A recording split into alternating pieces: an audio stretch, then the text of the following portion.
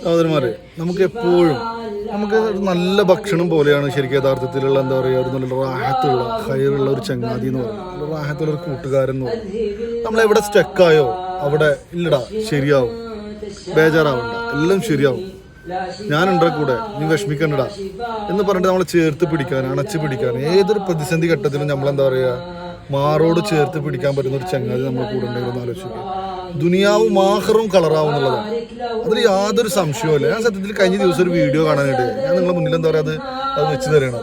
സത്യത്തിൽ ഒരു ഹോസ്പിറ്റലിൽ പോയിട്ട് ഒരു ചങ്ങാതിക്ക് വേണ്ടിയിട്ട് എന്താ പറയുക ആത്മാർത്ഥമായിട്ട് ദുആ ചെയ്യണം, ആ ചങ്ങായിയുടെ അസുഖം മാറാനും ആ ചങ്ങായിയുടെ ദുനിയാവും ആഖിറവും ഹൈറാവാനും എല്ലാം കളർഫുൾ ആവാനൊക്കെ വേണ്ടിയിട്ട് എന്താ പറയുക ദുആ ചെയ്യണം.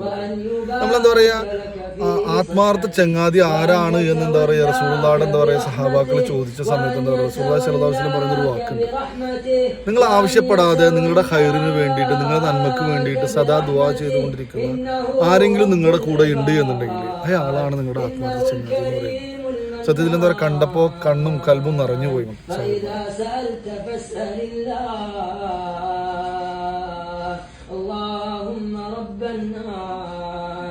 أذهب الباس أشفي أنت الشافي لا شفاء إلا شفاءك